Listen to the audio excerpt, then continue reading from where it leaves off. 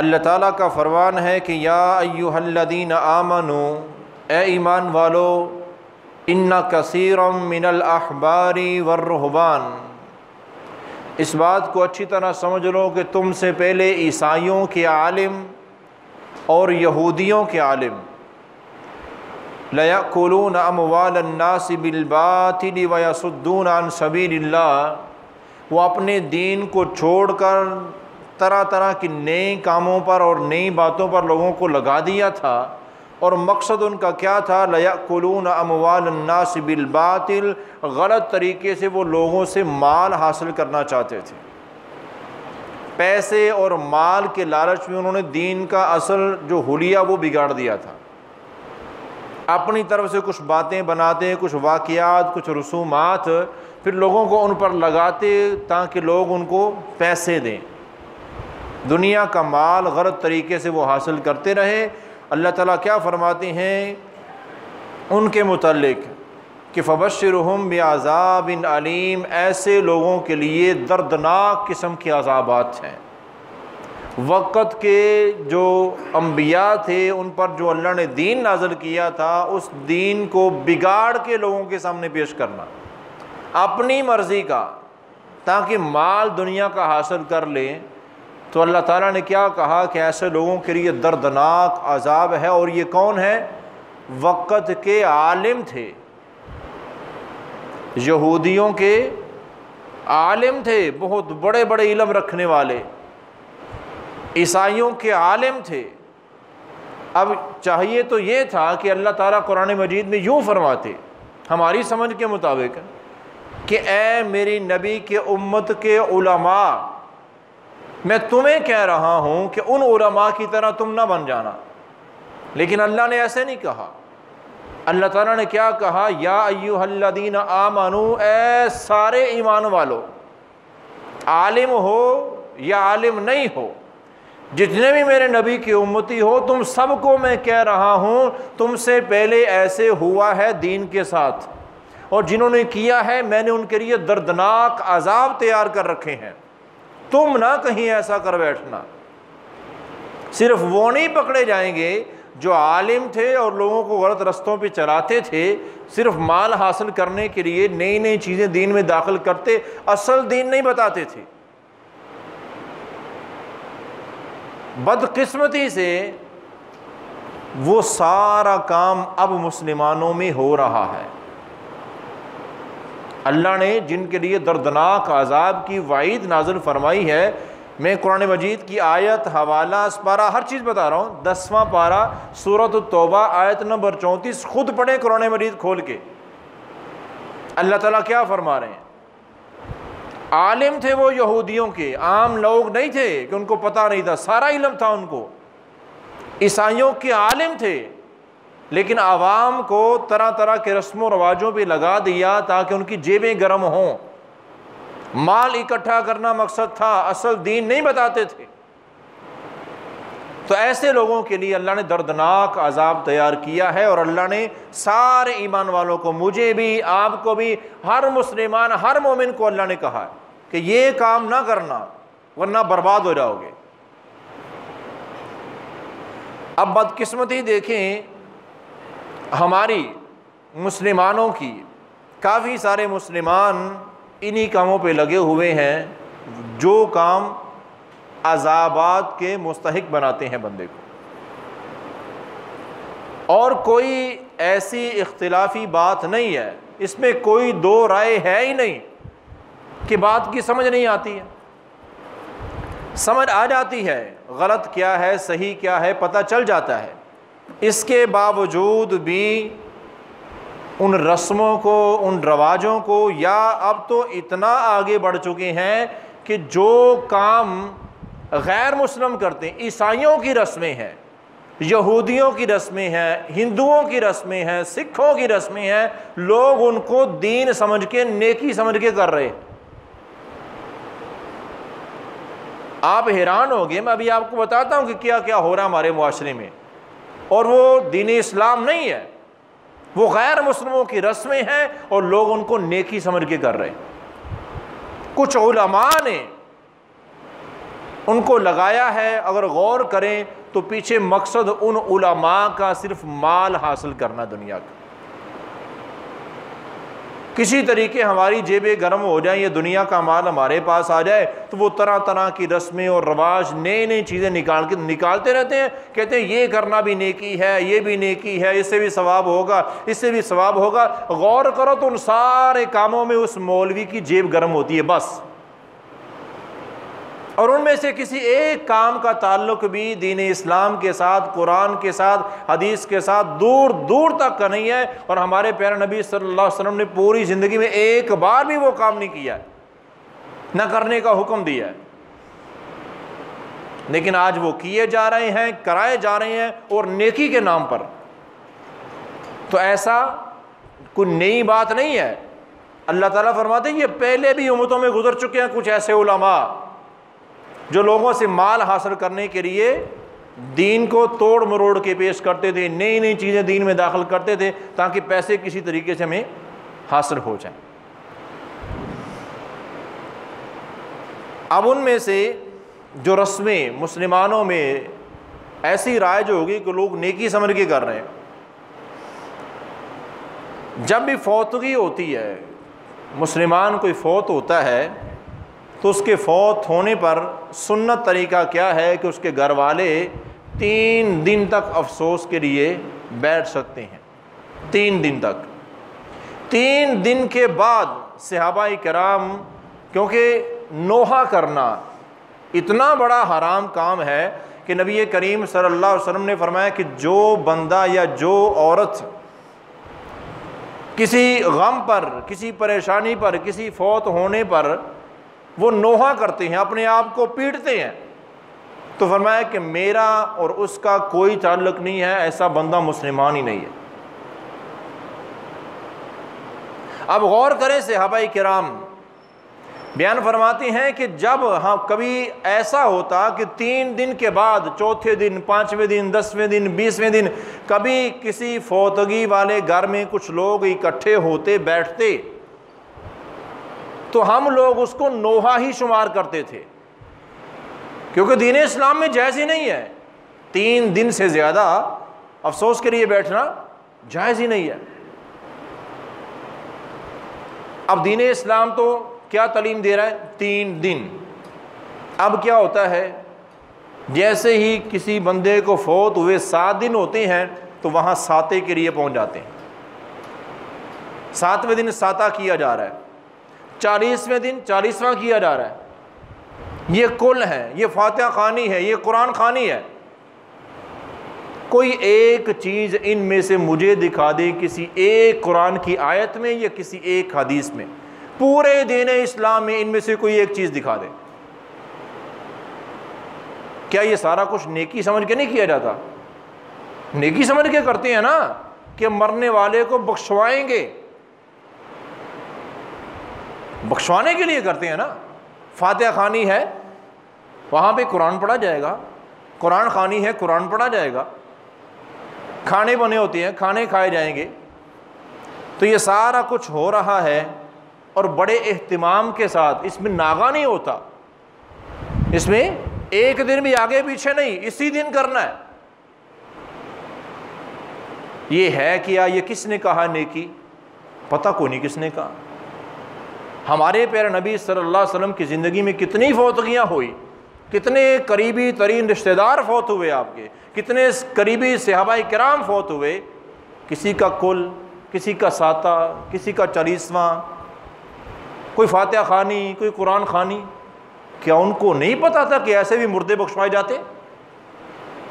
आज मौलवी साहब को पता चला है, आज को नया फरिश्ता दीन लेके आ गया। तो फिर ये चीज़ें आई कहाँ से? गौर करने की बात है। जब दीन इस्लाम में है नहीं, ना कुरान में है, ना हदीस में है, हत्ता कि किसी इमाम, चाहे इमाम अबू हनीफा के मानने वाले हैं, वो साबित कर दे कि इमाम अबू हनीफा ने कभी कुल, साता, 40वां ये कुछ भी किया हो, नहीं है। इमाम मालिक, इमाम शाफी, इमाम अहमद, कोई भी किसी इमाम को मानने वाला है, किसी इमाम से साबित कर दे, किसी मुहद्दिस से, किसी मुफस्सर से, कहीं से साबित कर दे ये दीन है ही नहीं। और इस सारे के पीछे क्या है? मौलवी की जेब गर्म होती है बस। मैं दावे से कहता हूं, मैं दावे से कह रहा हूं आपको, आप फातिहा खानी कराएं, कुरान खानी कराएं, ख़त्म का अहतमाम करें, कुल तीजा साता चरिस्मा जो भी करें, मौलवी साहब को बुलाएं, मौलवी साहब के जो साथ आने वाले हैं उनको भी बुलाएं। कोई खाना नहीं है, मौलवी साहब को कोई पैसे नहीं मिलेंगे, कोई कपड़े नहीं दिए जाएंगे, कुछ नहीं होगा। आओ, मरने वाले के लिए दुआ करो, जिक्र करो, कुरान पढ़ो, सारा कुछ करो और जज़ाकल्लाह जाओ। अगली दफ़ा मौलवी आ जाए तो बात कर जाना। तो ये पीछे सारा क्या है? मेरे भाइयों, जो लोग करते हैं उनको ये बातें कड़वी लगती हैं, लेकिन हमारी जिम्मेदारी है सही दीन बयान करना। और मैं आपको बता रहा हूं, इन चीज़ों का दीन इस्लाम के साथ कोई ताल्लुक नहीं है। तो ये आई कहां से है? देखें, कोई भी आपको सिख मिल जाए, सिख बरादरी का कोई बंदा मिले, उसको ना बताओ कि हम क्या करते हैं, उससे पूछो कि जब तुम्हारा को फौत होता है तुम क्या करते हो। ये सारी रस्में वो करते हैं, ये उनकी रस्में हैं। ये तीजा है या चरिस्मा है, नाम बदल के हमने भी शुरू कर दिया। हम मुसलमान हैं, हमारा दीन इस्लाम है, तो इस्लाम में तो कुछ भी नहीं है। और ऐसी ऐसी बातें सुनने को मिलती, कहते हरज ही क्या है? जब कहा जाए ना भाई ये ना करो, ये सही नहीं है, रसूलुल्लाह सल्लल्लाहु अलैहि वसल्लम की तालीम नहीं है, कहते इसमें हरज ही क्या है? नेकी का काम ही है ना भाई। कुरान ही पढ़ते हैं, फातिहा खानी होती है या कुरान खानी होती है या ख़त्म कुल साता चरिस्मा होता है, तो क्या करते हैं? कुछ गलत तो नहीं ना करते, कुरान ही पढ़ते हैं। तो फिर सही क्यों नहीं है? वो जो मैंने पहली कुरान मजीद की आयत पढ़ी थी उसको ज़रा ज़हन में रखना है। मैं फिर दोहरा देता हूँ, अल्लाह ताला का कानून क्या है? वो सूरह मुहम्मद 26वें पारे की वो आयत मैंने पढ़ी है। अल्लाह ताला का कानून कि मेरी और मेरे नबी की इताअत करो, इसके अलावा अगर तुमने अमल किए वो बर्बाद। तो यही कहते हैं भाई ये सारी चीज़ें हमारे प्यारे नबी से साबित नहीं है। आपने क्यों नहीं किया? आपने नहीं बताया कि ये तरीके हैं मैयत को बख्शवाने के। और रही बात ये जो जवाब देते हैं, कभी समझाया जाए भाई ये जो कर रहे हो ये दीन इस्लाम तो नहीं है, ये रस्में कहाँ से आ गई, क्यों लगे हुए इन पर? कहते हैं देखो तुम्हें क्या इतराज़ है, हमको गलत करते हैं, कुरान ही तो पढ़ते हैं। तो मेरे भाइयों, हर अच्छी चीज़, हर वो काम जो हमें अच्छा लग रहा है वो नेकी नहीं है। मिसाल के तौर पर अभी जुमे की नमाज हमने पढ़नी है, कितनी रखते? 2 रखते, 2 रखते पढ़नी है ना। अभी पूरा घंटा हम यहाँ बैठे हैं, खिताब हो रहा है, सुन रहे हैं, नमाज पढ़ने के, तो 2 रखते क्यों? रोज़ाना जो हम 4 रखते पढ़ते हैं तो आज भी 4 पढ़ेंगे।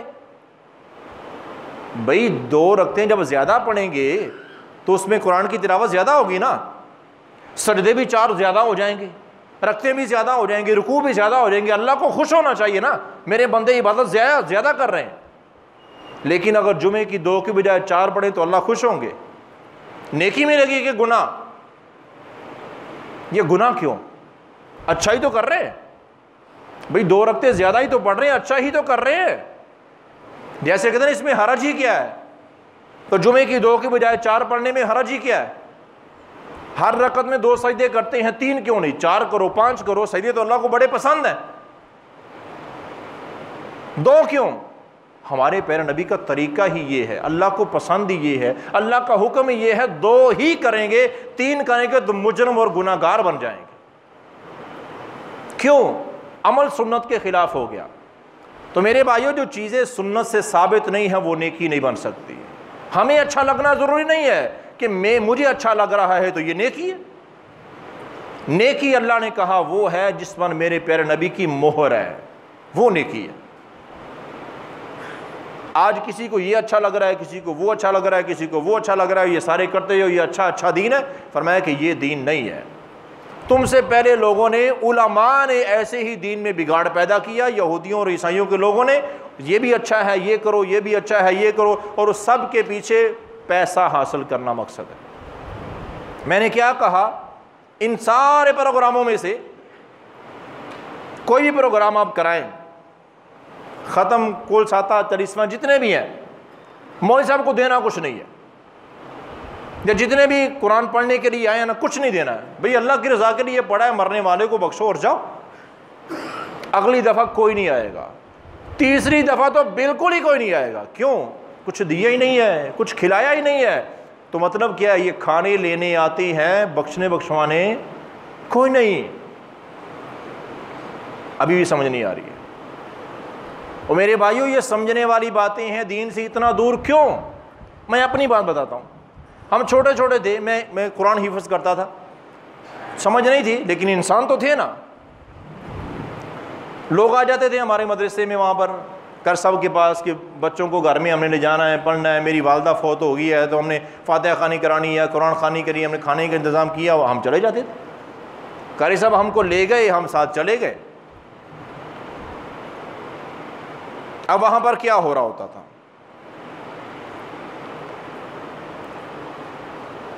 वहाँ पे हम पढ़ने के लिए गए, हम बच्चे कुरान पढ़ने के लिए गए, वहाँ जाके हमें सिपारे पकड़ा दिए जाते थे। हम सिपारे कई दफ़ा मस्जिद से मदरसे से साथ लेके जाते थे।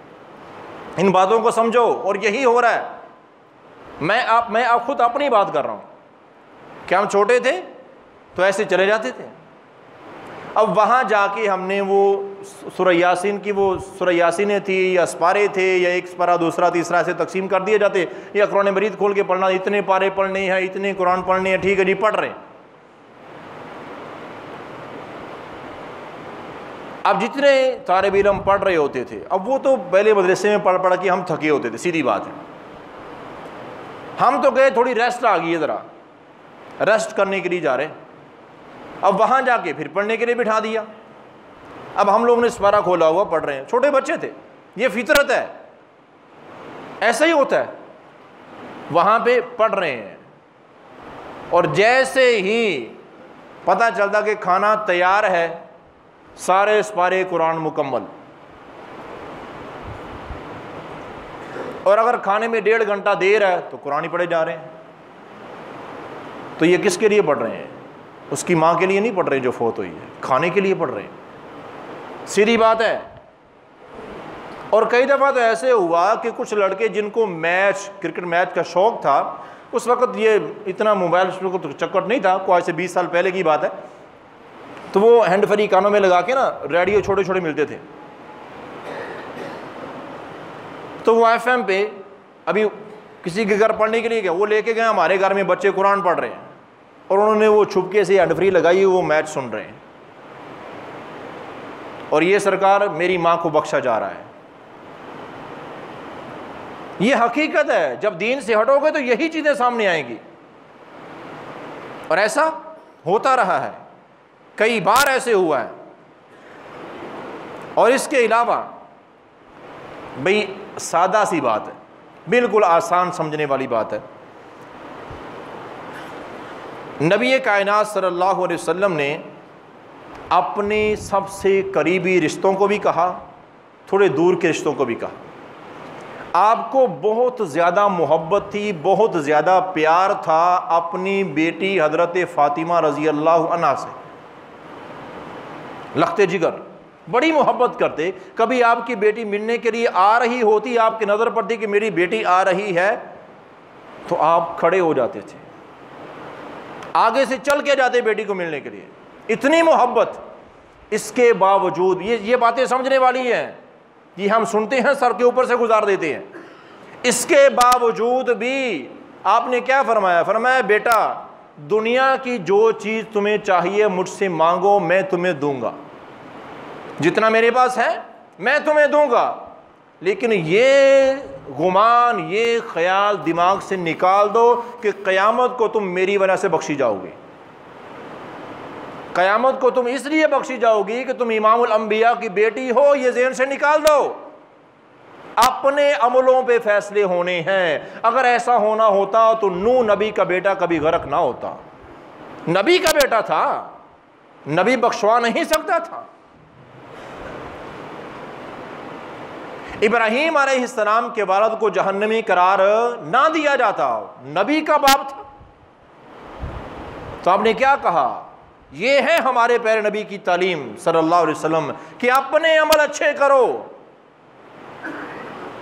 फरमाया कि मेरी बेटी हो तुम, बड़ी मोहब्बत है तुमसे, लेकिन क़यामत को फैसले तुम्हारे अपने अमलों पर होने हैं, मेरे अपने अमलों पर होने हैं। हर एक के अपने अपने अमलों का हिसाब होना है। तो अल्लाह के रसूल सल्लल्लाहु अलैहि वसल्लम क्या कह रहे हैं कि मैं नबी हूँ, इमामुल अंबिया हूँ, बेटा इसके बावजूद भी क़यामत को जब हिसाब होगा मैं तुम्हारे काम नहीं आ सकूँगा। आज जो मांगना है मांग लो, मैं तुम्हें दे दूँगा, वहाँ कुछ नहीं, अपने अमल अच्छे करो। यही वजह है कि इमामुल अंबिया की बेटी होने के बावजूद भी सारी सारी रात रोते तहज्जुदों में सजदों में गुजर जाती थी कि या अल्लाह क़यामत को हमारा हिसाब कहीं मुश्किल ना हो जाए, हमें मुआफ़ कर दे, हमें बख्श दे। ये हमारे प्यारे नबी का अपना हाल है, अपनी औलाद का हाल है। उन्होंने तो ये नहीं कहा कि हम मर गए तो बाद में फातिहा खानी होगी, बख्शे जाएंगे। आज जो लेके जाते हैं जी, कारी साहब आ जाएं, मौलवी साहब आ जाएं, या बच्चों को ले आएं, या लोगों को इकट्ठा करें, या फातिहा खानी है, कुरान खानी है, उसने खुद सुबह की नमाज तक नहीं पढ़ी होती, खुद फर्जी नमाज तक नहीं पढ़ते। जो सगी औलाद है उनकी दुआ वालिदैन को फ़ायदा देती है, वो तो नमाज तक नहीं पढ़ते और 4 टके खर्च करके 2 देगे उतार के कहते हैं कि माँ बख्शी गई। कुछ नहीं होने वाला इससे। अपने वालिदैन के लिए खुद दुआएं करो, खुद इबादत करोगे, बगैर किसी रुकावट के आपकी इबादत का अजर उन तक पहुंचेगा, अल्लाह पहुंचाएंगे। और ख़ुद तुम नमाज तक ना पढ़ो, ख़ुद कभी कुरान खोल के देखा नहीं और हमारे घर में कुरान खानी हो रही है, उसका कोई फ़ायदा नहीं है। वो जो पढ़ेंगे अगर उनकी नीयत ठीक है तो अजर उनको मिलेगा, तुझे कुछ नहीं मिलेगा। अब भी ऐसी हमाकत है कि अब भी मेरे पास लोग आ जाते हैं, कारी साहब मेरी वालदा फौत हुई है, मेरा वालिद फौत हुआ है, मेरी बहन, मेरी बीवी फलां फलां फौत हुआ है, तो कापी नहीं होती है, कापी पेंसिल पकड़ी होती है, मैंने ना इसमें इतने कुरान इकट्ठे कर लिए हैं, मैंने नियत की मैंने 500 कुरान अपनी माँ को बख्शना है। तो आप कितने कुरान देते हैं? कैसी हमाकत। मैंने कहा कितने? मैंने जी 300 कुरान इकट्ठा कर लिया है। सुबह की नमाज के बाद मैं निकला हूँ, सारी मस्जिदों में गया हूँ, कारी साहिबान के पास मैंने 300 कुरान इकट्ठा कर लिया है। आप कितने कुरान देते हैं? तो कई बार समझाया है, भाई आपने जब से वालिदा फौत हुई है कितने सपारे पढ़े हैं? कुरान छोड़ो, सपारे बताओ। एक सपारा भी नहीं पढ़ा, कुरान खोल के नहीं देखा। भाई तेरे पढ़ने का फायदा होगा, किसी का कोई फायदा नहीं होने वाला। वो तेरी माँ है, उसकी माँ नहीं है। कुरान मजीद को पढ़ के देखो, अल्लाह ने बार बार कहा है कि क़यामत का दिन होगा, एक बंदे की सिर्फ एक नेकी कम होगी। अल्लाह कहेंगे जा जिससे मर्जी एक नेकी ले आ, तू जन्नती है।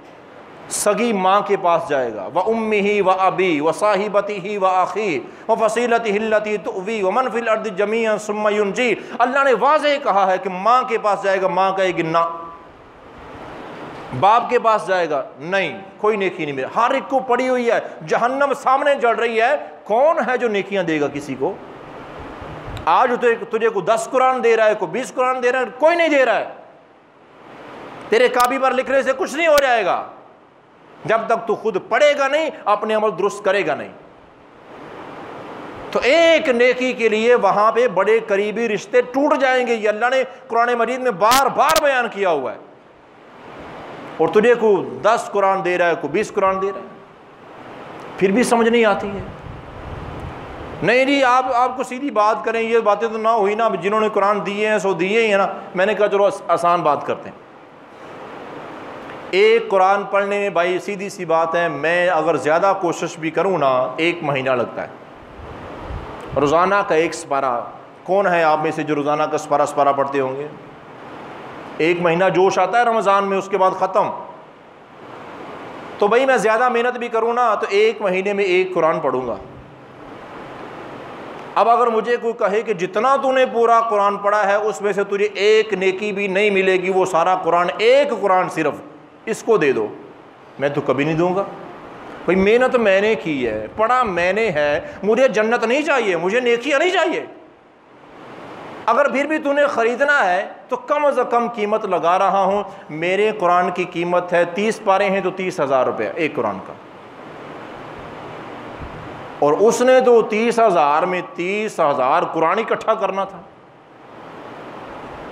500 रुपया कर साहब को दिया और कर साहब ने 50 कुरान दे दिए।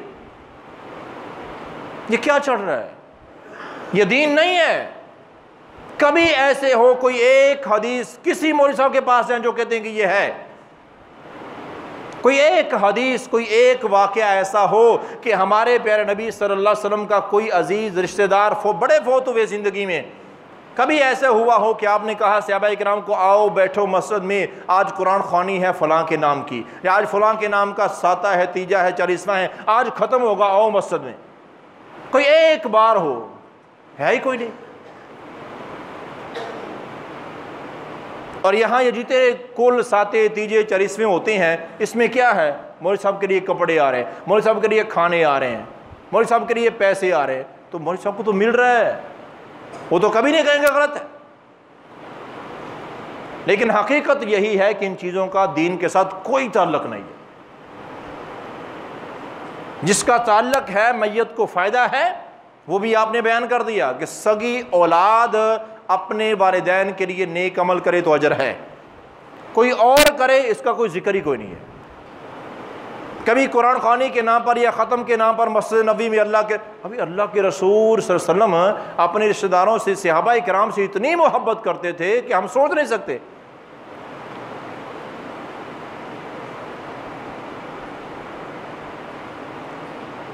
आधी रात का वक्त होता था, हम तो कभी अपने बाप माँ के लिए नहीं गए, आधी आधी रात का वक्त आप तहज्जुद पढ़ रहे होते थे।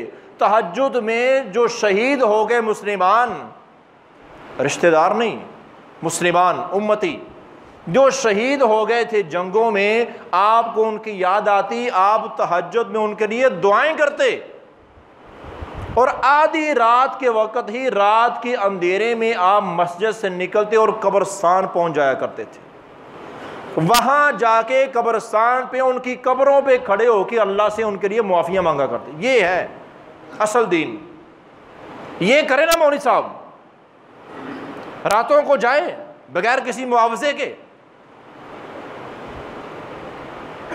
ये तो दीन हुआ और ये सुन्नत है, ये करना चाहिए। अपने वालिदैन की कब्र पे जाए, वहां पे दुआ करे, किसी और को हमदर्दी है वो भी जाए और दुआ करे।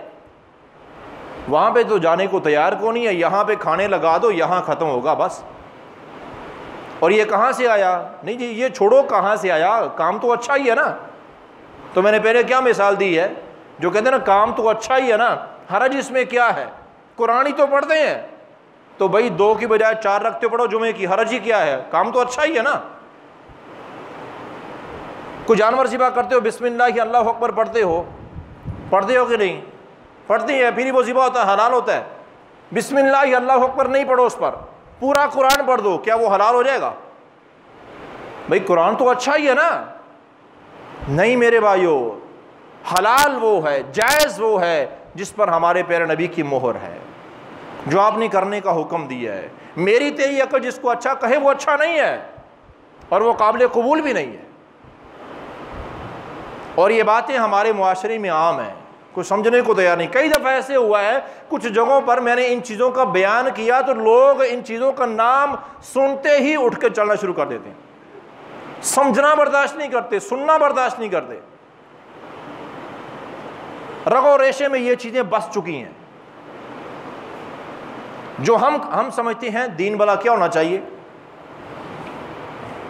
हम समझते हैं दीन होना चाहिए कि जो मैं कर रहा हूं ना इसको कहो कि ये ठीक है, मुझे कोई गलत ना कहे, मुझे कोई ये ना कहे कि ये छोड़ और ये कर, ये प्यारे आका का तरीका ना, ये तो गलत हो गया। सही क्या है? जो मैं कर रहा हूं, मुझे कोई हिलाए ना, चाहे मैं गलती कर रहा हूं। हम समझते हैं ये दीन है, लेकिन अल्लाह ने क्या कहा है कुरान मजीद में मैंने क्या कहा कि ये अल्फाज अल्लाह ने कुरान मजीद में बार बार दोहराए हैं। तुमसे पहले उम्मतों के लोग बर्बाद हो गए, उनके अमल भी बर्बाद हो गए, सिर्फ इसी वजह से उन्होंने अपनी मर्जी के तरीक़ों को अपना लिया, अपने नबी की इताअत को छोड़ दिया। तो मैं भी वाज़े तौर पे कह रहा हूँ, हर जुमे में यहाँ होता हूँ, किसी को कोई इतराज़ हो, कोई बात हो, कोई सवाल हो तो पूछें, बिना झिझक पूछें इसके मुताल्लिक़। लेकिन ये मैं वाज़े तौर पे कह रहा हूँ, ये जितने भी फौत होने के बाद ये रस्मी है, ये कुल है, तीजा है, चलीसवां है, साता है, जो कुछ भी है, कुरान खानी, फातिहा खानी, कहीं भी इनका जिक्र नहीं है कि अल्लाह के रसूल सल्लल्लाहु अलैहि वसल्लम ने ज़िंदगी में कभी एक बार भी किया हो। किया है तो मुझे भी दिखाओ, मैं भी बयान करूँ भाई ये करना चाहिए। अगर नहीं किया तो छोड़ दो इन चीज़ों को, वो तरीके वो काम अपनाओ जो अल्लाह के हुक्म से हमारे प्यारे नबी सल्लल्लाहु अलैहि वसल्लम ने हमें करने का हुक्म दिया है। और वो यही है कि सदका जारिया जो मरने वाला कर गया, या फ़ायदामंद इल्म छोड़ गया, या नेक औलाद छोड़ गया, तो ये तीन चीज़ें फ़ायदा देती हैं। इसके अलावा चौथी चीज़ का कोई तसव्वुर ही कोई नहीं है। और कुरान मजीद की ये आयत हमेशा याद रखें, बड़ी चीज़ें आपको, ये तो मैंने 2-3 चीज़ों का, 4 चीज़ों का नाम ले दिया है कि ये रस्में हैं, काफ़ी सारी ऐसी हैं लोग नेकी समझ के कर रहे हैं, उनका दीन के साथ कोई ताल्लुक़ नहीं है बिल्कुल। हमारे प्यारे नबी सल्लल्लाहु अलैहि वसल्लम ने पूरी ज़िंदगी एक बार भी नहीं किया, ना करने का हुक्म दिया। और ये एक बात और बड़ी बड़ी अहम है, वो ये कि कई दफ़ा कहा जाए ना, भाई ये जो तुम कर रहे हो, ये कुल साता ख़त्म दुआ रहे हो, ये जो कुछ कर रहे हो, वाबी सुन्नी का चक्कर नहीं है मेरे भाइयों, मुसलमान होने की बात है। मुसलमान हैं तो अपने नबी की इताअत करो। वाबी सुन्नी बरेलवी देवबंदी कोई चक्कर नहीं है इसका। जन्नत में इनमें से कोई नहीं जाने वाला। जन्नत में सिर्फ वो जाएगा जो अपने नबी के तरीके से मोहब्बत करेगा, बस। अब जवाब क्या देते हैं? एक जवाब तो ये होता है ना, इसमें हरज ही क्या है, तो वो मैंने आपको बता दिया है। आसान सी मिसाल है, 2 की बजाय 4 रखते हैं, फजर की पढ़ के दिखा दो। इमाम साहब को कहो कि जमात जो कराते हो ना 2 रखतों की, 4 की करानी करनी है, बहुत बड़ी नेकी मिलेगी। हरज ही क्या है? तो भाई हरज है, सुन्नत के खिलाफ कर रहे हो, यही तो हरज है। अल्लाह को ये अमल पसंद ही नहीं है। एक बात और कहते हैं, जब कहा जाए ना कि ये गलत है, इसको छोड़ दो, कहते भाई देखो है तो ये बिदअत मानती हैं कि एक नई चीज़ है, अल्लाह के रसूल ने कोई नहीं किया, क्योंकि किसी हदीस में है कोई नहीं, कुरान में ऐसा कुछ भी नहीं है। मानते हैं है तो ये बिदअत कहते हैं नई चीज़ को, है तो ये नई चीज़, लेकिन ये बिदअत बुरी नहीं है, ये बिदअत हसना है, ये अच्छी है, ये अच्छी है।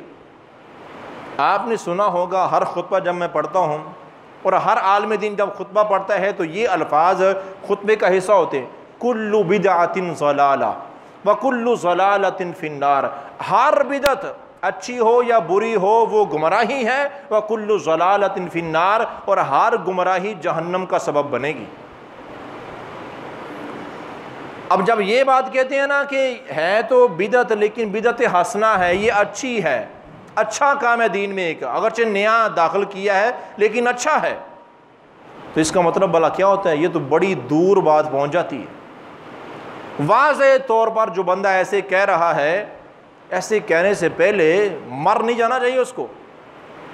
जो कह रहा है कि ये है तो बिदअत हसना, अच्छा अमल है ना, मैयत बख्शी जा रही है इससे, तो तौबा नाउज़ बिल्लाह, मैयत या मुर्दे ऐसे बख्शे जाते हैं ख़त्म दिलवाने से, फातिहा खानी से या कुरान खानी से।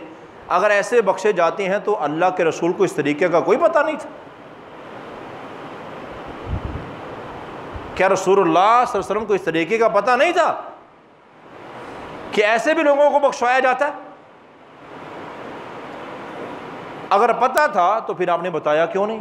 फिर तो एक और बड़ी तोहमत लग गई कि तौबा नौज़ बिल्लाह, रसूलुल्लाह सल्लल्लाहु अलैहि वसल्लम को पता था लेकिन आपने छुपाया दीन को। ये जितनी भी नई चीज़ें दाखिल करने की कोशिश करेंगे वहाँ पर हमाकतें सामने आएंगी।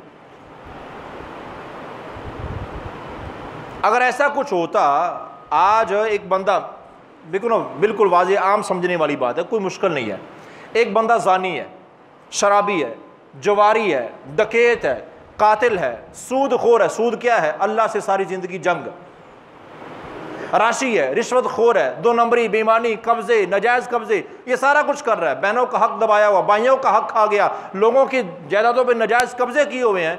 वो मर जाता है, मौलवी साहब आ जाते हैं, जी फातिहा खानी कराओ, बख्शा गया। 4 पैसे मौलवी साहब को दे दो, बख्शा गया। आज भी मैं बता रहा हूँ, ये रस्में गैर मुस्लिमों से आई है। दीन ये नहीं है अपने अमल अच्छे करो तुम्हारी कब्र ही जन्नत बन जाएगी। कोई दुआ करे ना करे, अपने अमल अगर तुम्हारे बुरे हैं तो पीछे जितनी मर्जी एड़ियां रगड़ते रहो, तुम पकड़े जाओगे। आज भी किसी भी चर्च में, किसी भी ईसाइयों के चर्च में चले जाएं, उनका उसूल क्या है? यही उसूल है उनका। हफ्ते के बाद उनका उसूल क्या है? हफ्ते के बाद इतवार वाले दिन एक बार तुम चर्च में आ जाओ और पादरी साहब को नजराना पेश कर दो, वहां गल्ला जो बना उसके अंदर पैसे डाल दो, तुम गुनाहों से पाक हो गए। ये हालांकि ये ईसाइयत में भी ऐसा कोई तसव्वुर नहीं है दीन में, ये उन्होंने खुद से गढ़ा है। क्यों? उन पादरी को भी पैसे मिल रहे हैं, वो गल्ले के पैसे कहाँ जाएंगे? तो यही है, उन्होंने तसव्वुर दिया हुआ कि आवाम को लूटो, और यही मौलवी साहब कर रहे हैं, आवाम को लूटो, दीन की शक्लें बिगाड़ के लोगों को इन चीज़ों पे लगा दो, अपनी जेब तो गर्म होती रहती है। तो आज भी किसी चर्च में चले जाएं, इतवार के दिन लोग जाते हैं, वहाँ जाके नजराना पेश करते हैं और पादरी साहब उनको थपकी लगाते हैं, लो तेरे गुनाह ख़त्म। तौबा नौज़ बिल्लाह, ये पादरी खुदा बना हुआ है और यहाँ मौलवी खुदा बना हुआ। अल्लाह मुआफ़ करे कि एक बार तुम ख़त्म दिलवा दो, तुम्हारा मुर्दा बख्शा गया। वो ज़ानी था, शराबी था, वो सूदखोर था, वो राशि था, वो कुछ भी था, वो जो कुछ भी कर गया, बस मैंने दुआ करा दी, वो बख्शा गया। क्यों? 4 पैसे दे दिए हैं, अगर 4 पैसे नहीं दिए अगली दफ़ा मौलवी साहब दुआ ही नहीं करेंगे। तो असल बात क्या है? दीन ये है ही नहीं। दीन ये है कि अपने अमल सही करो, अपने अमल अच्छे करो, तुम्हें किसी और की ज़रूरत ही नहीं पड़ेगी। अपने अमलों पे अल्लाह की रहमत हो जाएगी, तुम्हारी कब्रों में सुकून हो जाएगा। और अगर अमल बुरे हैं तो कोई तुम्हें बख्शवा नहीं सकता। इमामुल अंबिया सल्लल्लाहु अलैहि वसल्लम ने भी अपनी सगी बेटी को कह दिया, बेटा अगर अमल बुरे हुए तो मैं भी तेरे काम नहीं आऊँगा, अगर अमल अच्छे हैं तो क़यामत को निजात मिलेगी। और कुरान मजीद में अल्लाह ने बयान किया हुआ है कि नूह अलैहिस्सलाम का सगा बेटा, 4 बेटे थे। नूह अलैहिस्सलाम के 4 बेटे थे, 3 बेटे मुसलमान हो गए और एक बेटे ने दीन कबूल नहीं किया, अपने वालिद को अल्लाह का पैगंबर और नबी मानने से इनकार किया। तो अल्लाह ने वाज़े तौर पे कहा कि वो एक जहन्नमी है कौन? आम बंदा है, नबी का बेटा है, नबी का बेटा। अमल अच्छे हैं तो जन्नती है, अमल बुरे हैं तो वो किसी का बेटा भी हो, वो कोई भी हो, उसे कोई नहीं बचा सकता है, नबी खुद नहीं बचा सकता। ये कुरान मजीद है। और ये सारी चीज़ें भला क्यों हमारे ज़हनों में भर दी गई हैं? हम लोग कुरान पढ़ते ही कोई नहीं है, खुद तो कुरान हमने पढ़ना ही कोई नहीं है। बस जहाँ पे किसी ने लगा दी, आंखें बंद करके लगे हुए, सारी ज़िंदगी लगे हुए हैं, पैसा बर्बाद कर रहे हैं, मेहनत बर्बाद कर रहे हैं, वक़्त बर्बाद कर रहे हैं, देखते नहीं है कि ये सही है भी कि नहीं है। तो 2 लफ्ज़ी बात क्या है? वही कुरान मजीद की आयत जो मैंने शुरू में पढ़ी है। अल्लाह ताला का वाज़े तौर पर ऐलान है, कामयाबी सिर्फ इसमें है मेरी और मेरे नबी की इताअत करो। अगर इसको छोड़ के किसी नए रास्ते, नए तरीके पे चले, चाहे वो चलाने वाला मौलवी है, मुफ्ती है, इमाम है, कोई भी है, तुम्हें बर्बाद कर देगा वो।